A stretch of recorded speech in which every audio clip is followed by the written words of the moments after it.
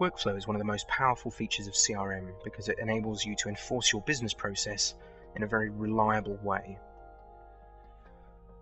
The workflow I'm going to be looking at today is based around the management of leads and opportunities. Now, this is a diagram of the workflow created in Microsoft Visio, and I can see that in fact the action which kicks the workflow off is a lead being assigned. So if I have a look in CRM, I can see there's a lead there, and I'm going to assign it to myself just to make sure that I'm the one who gets the activities. Now, a more typical scenario would probably be a sales manager assigning leads to a member of their team. If I refer back to the workflow diagram, I can see that the first activity is actually a phone call activity, the purpose of which is to book the first appointment. So if I refer back to the lead, I can see that there is a phone call activity, and in fact, if I look at my own activities list, there it is as well. So I'm going to go ahead and make that phone call. Now, I can see that the details from the lead have been brought over, including the name of the person I'm calling and a phone number. Now, the workflow makes its decision on what to do next based upon the outcomes of activities. So if I click on the Outcome tab here, it will load the correct possible outcomes. So I'm going to say that I've booked that first appointment. I'll select a date for it as well, and time. And at various points in the workflow, I've stipulated that estimated earnings and the rating should be updated. So these are mandatory fields on the outcome. So I'm going to say that this is a hot prospect, and I'm going to save this as a completed activity.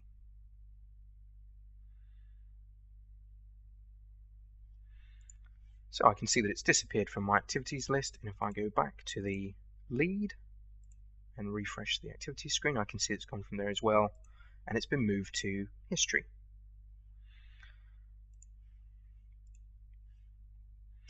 Now, what the workflow does is it will actually convert that lead.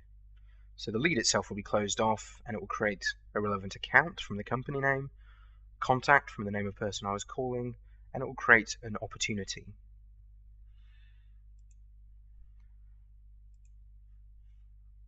And I can see that there are no open leads for me at the moment, but if I go to opportunities, there it is.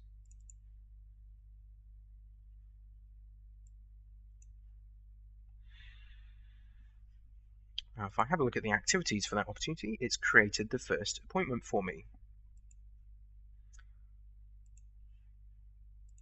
So I'm going to attend that appointment.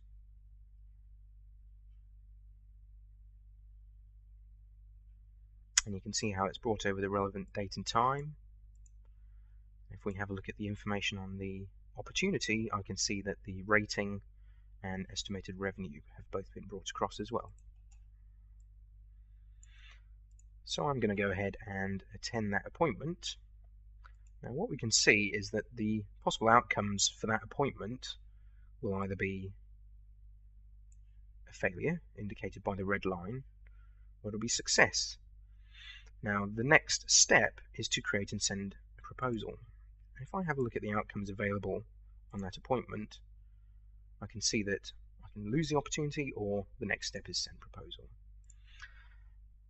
I'm going to update the estimated earnings again, and the rating I'll change to cold this time, and I'll complete that appointment. So once again, the workflow kicks into action, and it will create this next task for me to create and send the proposal. So if I have a look at the opportunity once again,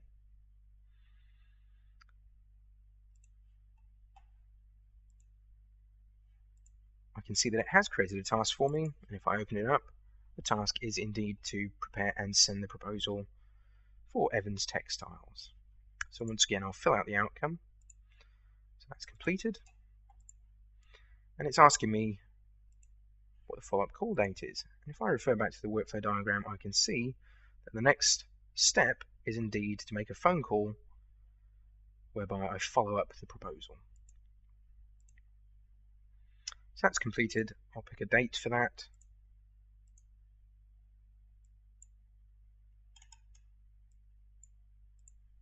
And time. And I'll complete that.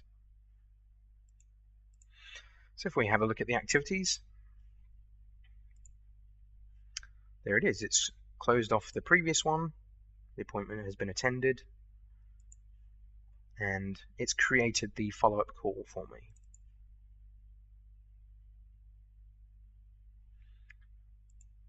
So I'm going to make that call and book the sign-up meeting.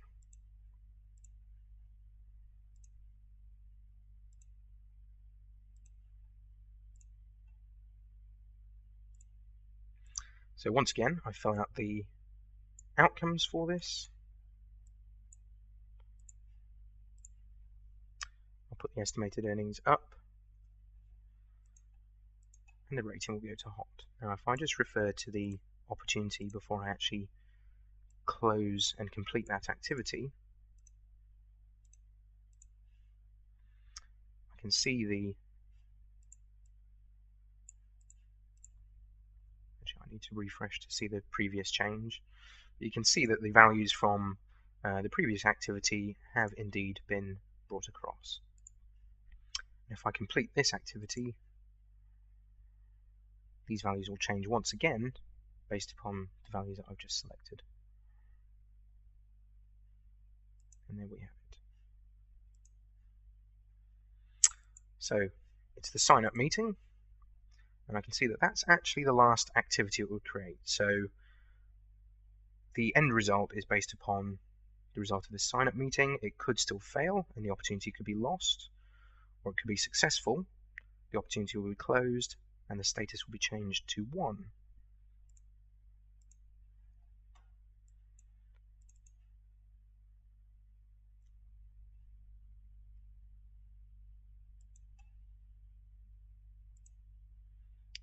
So there are my two options. Sign-up has been completed or the opportunity has been lost. Also, the sign-up is completed. I'll complete that activity and close the opportunity. If I now look at closed opportunities,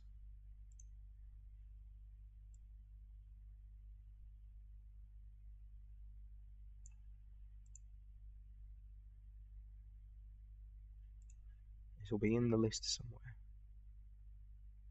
And in fact, there it is. You can see that it's a status of 1 and it's been completed.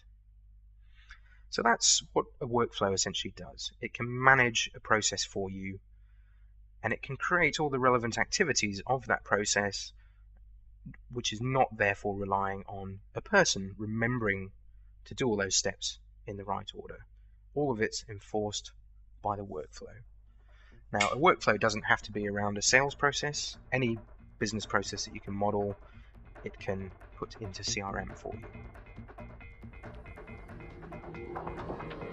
Results Freak is a brilliant online tool which helps you to get better results for your business. It's powered by Microsoft, so it's as easy as using Outlook. Results Freak will save you lots of time and help you grow your business. And best of all, it costs less than a cup of coffee a day per user. Visit us at resultsfreak.com for more information or to give it a try.